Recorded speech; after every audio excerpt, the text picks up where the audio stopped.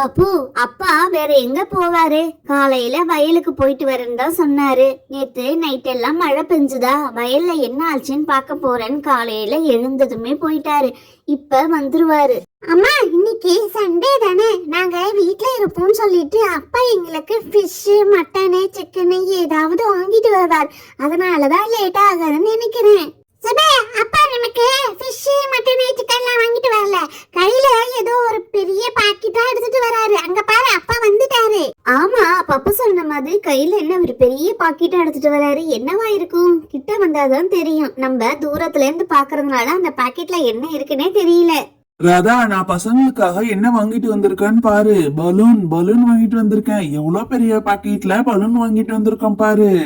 என்ன இன்னைக்கு சண்டே வாச்சே, பசங்களுக்கு மட்டன், சிக்கன், ஃபிஷ் எல்லாம் எடுத்துட்டு வருவீங்கன்னு பார்த்தா பலூன் வாங்கிட்டு வந்திருக்கேன்னு சொல்றீங்க. ராதா, நான் பலூன் வாங்கிட்டு வந்ததே பசங்களோட விளையாடாதான். எப்ப பாரு வேலை அது இதுன்னு எல்லாம் டென்ஷனா இருக்கும் இல்லையா? இந்த பலூனை ஊதி பசங்க கூட கொஞ்ச நேரம் விளையாடலாம், டைம் ஸ்பெண்ட் பண்ணலாம் நினைச்சுதான் பலூன் வாங்கிட்டு வந்துட்டு இருந்தேன். பசங்களும் சந்தோஷமா இருப்பாங்கல்ல. ஜாலிப்பா, நம்ம பலூனை வச்சு நம்ம எல்லாரும் விளையாடலாம். அப்பா, எப்படி விளையாடலாம், என்ன விளையாடலாம் சொல்லுங்கப்பா. எனக்கு ஒரு ஐடியா தோணுது. நம்ம பலூன் சேலஞ்ச் விளையாடலாம்பா. யாரு பலூனை அதிகமா வெடிக்கிறாங்களோ அவங்க தான் வின்னர். சுபு, என்னது பலூனை ஊதுனா வின்னர்னு பார்த்தா நீ என்ன பலூனை வெடிச்சா வின்னர்னு சொல்ற? இது எப்படி விளையாடுறது? ராதா, அந்த விளையாட்டு எப்படி விளையாடணும்னு எனக்கு தெரியும். நீ ஒரே மாதிரி உள்ள 2 டப்பு எடுத்துட்டு வா. அந்த டப்பு எடுத்துட்டு வந்த பிறகு என்ன செய்யணும்னு நான் சொல்றேன். ஏங்க, நீங்க சொன்ன மாதிரி ஒரே மாதிரியான 2 டப்பா எடுத்துட்டு வந்திருக்கேன். இப்ப என்ன இதுல தண்ணி ஊத்தணுமா? ராதா, சுப்பு, பப்பு நல்லா கேட்டுக்குங்க. இந்த 2 டப்புலுமே நானு பலூனை ஊதி போட போறேன். இந்த பலூனை யார் அதிக அளவுல வெடிக்கிறாங்களோ அவங்க தான் வின்னர். ஆனா டைம்னு ஒண்ணு இருக்கு, அதையும் அந்த டைம்குள்ள நீங்க வெடிக்கணும். அப்பா, எனக்கு நல்லா புரிஞ்சிருச்சு. சீக்கிரமா பலூனை ஊதி போடுங்க. நான் டப்பு டப்பு டப்புன்னு எல்லாத்தையும் வெடிச்சிருவேன். நான் தான் வின்னர் ஆவேன். பப்பு, நீ இப்படிதான் டிராயிங் காம்படிஷன்ல என்ன சொன்ன? நான் சூப்பரா வரைவேன்னு சொன்னேன். கடைசியில பார்த்தா நீ தோத்துட்ட. சுப்பு தான் ஜெயிச்சா. இந்த தடவை கரெக்டா விளையாடு.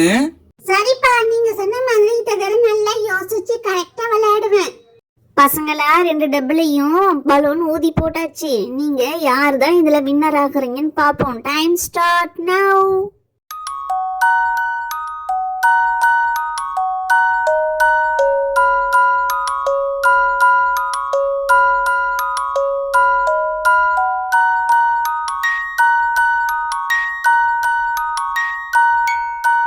ரெண்டு பேர்ல எல்லா பலூனையும் டைம்குள்ள வெடிச்சது பப்பு தான்.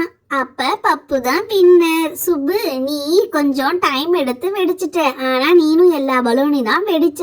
ஆனா டைம்குள்ள வெடிக்கல.